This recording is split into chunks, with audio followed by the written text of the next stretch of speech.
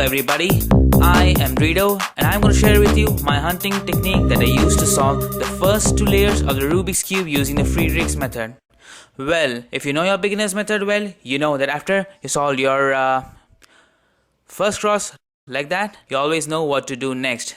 There is an algorithm for everything. So the amount of intuition required in the beginner's method is quite low. The amount of always know what to do levels quite high.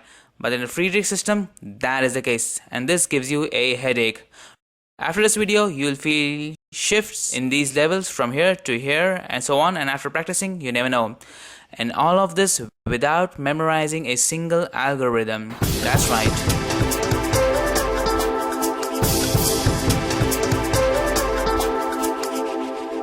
So, what is our aim? Our aim is that after you solve your first cross like that, you have to then solve these two pieces together, 1, 2, 3, 4 slots, after which you will have your cube to look like this. You see, both the layers are solved completely. What you do is, for example, you have this red and the blue. If I do this, you see that both the pieces that belong here have come here together in one move. Likewise, do it for all the 4 slots and then you'll have your cube to look like this. Let us now define the working range for our cube. The working range is keep the white cross on the bottom like that. That's the top in the yellow. You are free to move the top layer any number of times in any direction, whereas the side layers, the front, back, right and left, you can move them only plus 90 and then move them back minus 90. Do not move them full 180 degrees. So if you're moving this layer, do not move any of the other side layer until you have restored this back that. If you have moved that, you can move the top layer any number of times until you have done what you want to achieve. Move them back. Bottom layer should not move. Now, before we start, there are some very important things. First, make a white cross for the sake of this tutorial. Afterwards, you can evolve into your own favorite color scheme. Second important thing, let's say I'm trying to solve the red, blue slot over here. So the two pieces that make up this slot, that's the corner piece, the red, blue, white, and its corresponding edge piece, the blue, red, both of them should be in the top layer and away from each other. If they're not, there is a section in the end of this video that will help you get them on the top. So what is this hunting about? Well, here's some terminology. The corner piece is what I call the hunter or the predator. It can be a tiger, a crocodile or an eagle depending upon its orientation with respect to its edge piece. And the corresponding edge piece, for example this red, blue, white, red, blue, the edge piece is called the victim or the prey. The equation is simple. The hunter hunts for the prey. For example, if I do this, they have joined together, which is a good kill. The hunter has killed its prey. There's one more thing, the line of action as I call it, which means if this is your corner piece, you have the colored stickers, these two, white sticker this one. So the direction in which the colored stickers are is this direction, right? These two. Let's just mark it. So we have put an arrow on the two color stickers direction, leaving the white side as it is. So the line of action is that if I say I want to move this corner piece, I should move it only in this direction, that way, or this way. I cannot move it in this direction. Alternative identification for line of action is you have the white sticker, the face on which the white sticker belongs, that face only should be turned. So the white sticker is on this face, I can turn only this face, not any other face like that, neither like that, only that way. Now, if you know how the crocodile hunts, if you watch Discovery Channel, the crocodile will not run behind its prey. The crocodile will hide in a nice place. So let's say this is the water, the crocodile hides in the water, and this is the land. Here is our edge piece or the victim. The victim is free to move on the land anywhere. So if it is there behind, the crocodile comes up, takes a look, there's no prey, there's no kill. so it goes back down. If the victim comes here, nope, still nothing. If it's here, still nothing. But if this edge piece, the victim, comes over here, the crocodile can come up and kill it. See that? That's how the crocodile hunts. It does not run behind the prey, it waits for the prey to come to it, and then from wherever it is hiding, it just comes up and kills the prey. Like that. Right? So, now, the crocodile situation, when does it happen? Well, the corner piece, in this case, the blue, red, white, and its corresponding edge piece, blue and the red, are on the top layer, and the stickers on the top face, you see, they are similar, blue and blue. So, when the corner piece, top sticker, and the edge piece, top sticker are same, this is a crocodile situation. Now, for the sake of this tutorial, what I have done is, I have kept only one slot which is unsolved. I have kept every other side already solved, because sometimes when you try to solve something, you accidentally unsolve what you already solved, for example. So this will teach you how not to mess up your already solved sides. Okay, so here we go. Try to solve this. We want to join these two and put it here. First, the crocodile is the corner piece. It hides in a nice place, as I mentioned earlier. What do I mean by that? Well, you have the white sticker over here. Diagonal to the white sticker should be an unsolved side. In this case, it is solved. Let's move the top face. I can move the top face any number of times that I want. These two will remain as they are. Right. Move it here. White diagonal, still solved. Further move it. White diagonal, still a solved side. Cannot do it. Further move it. White sticker, diagonal, unsolved. Right? So, now this dude hides. How does it hide? Only in the line of action, as I mentioned earlier.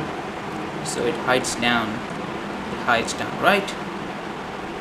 Now then, here is your prey, the victim, the edge piece. So let's just mark it for reference, so you'll come to know where it is all the time. Let's say if it's there, it's already there. The crocodile comes up, there is no kill, so it hides down again. This dude moves here. The crocodile takes a look. Okay, still not there. Okay, hide, wait. When the prey will come here, you can attack. Now the prey comes here. It comes here. Now if the crocodile comes up, you see, it's a kill. It's a perfect joint. A perfect joint is called a kill. It's a kill. This is how you do the crocodile. Now what you have to do is you have to place these two joint pieces in this slot.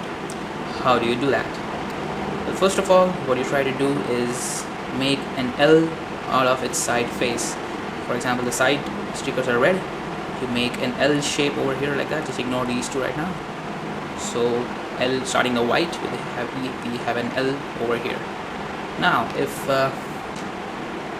there were an imaginary string attached to the white face like this, and if I were to pull that string, I pull this, the whole layer shifts that way.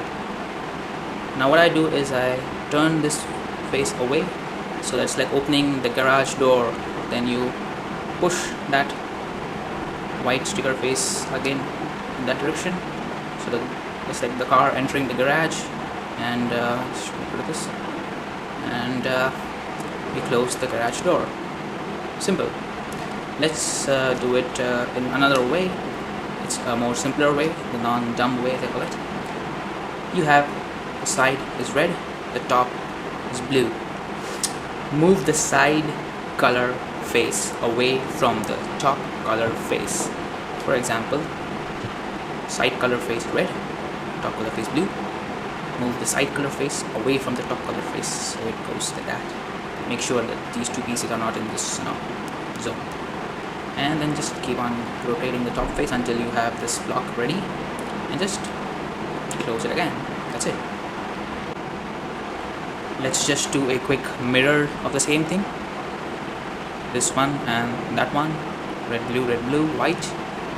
Reds are on the top. Crocodile. Search for a white. I'll search for a diagonal unsolved against the white sticker. There you have it.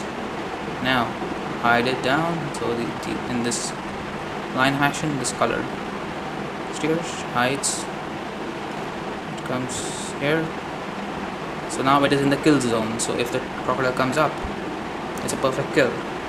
You can go here. You form an L shape. Pull the white away. Turn this one. Put it back in. Turn it back in.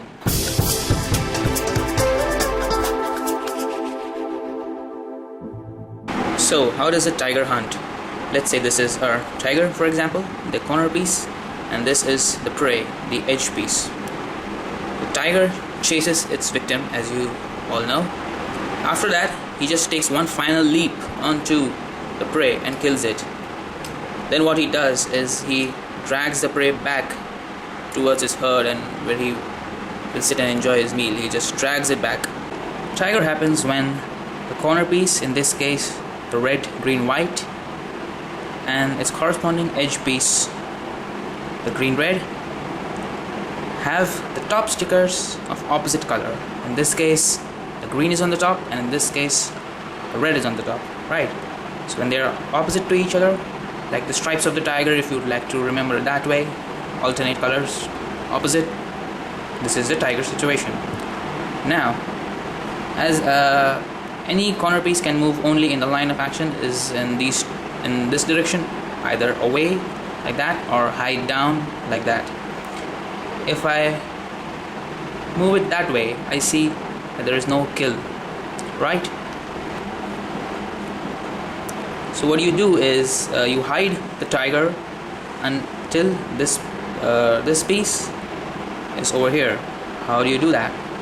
As you hide the crocodile, same way hide the tiger down. So find a white diagonal unsolved, not this one, turn it away, diagonal to white, unsolved, okay, nice.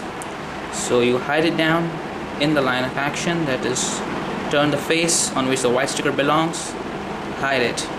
Now your edge piece, the victim, is here. You bring it here. So let's say if I bring it there, and you unhide the tiger like that. Now if you see, this is in this direction, the line of action, and the edge piece is also over there. So now if the tiger goes and kills, let's for example do this, I just put it here. Now if the tiger jumps, leaps from this point to this point like that, just jumps over there, you find it's a perfect kill, right? The green and the red are lining up nicely, it's a perfect kill. So let me just undo that. So this is what is called, it is in the kill zone. Now if the tiger kills it, it's a perfect kill. But the tiger does not attack from any place. What the tiger does is it goes to its base location or its den. By that I mean the red, green.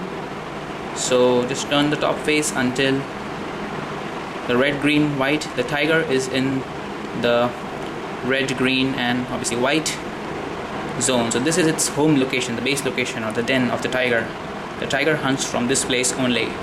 So now it goes for the kill by jumping it over there. So just in the mirror, if I turn this face, it's a perfect kill, right? Like that. After that, the tiger drags its prey back onto its base location. So if I just, the tiger pulls the prey back into its base location and then enters the cave by turning this face, let's say. So it enjoys its meal, let's say, in its home. That's how it is. Quickly I'll do it again.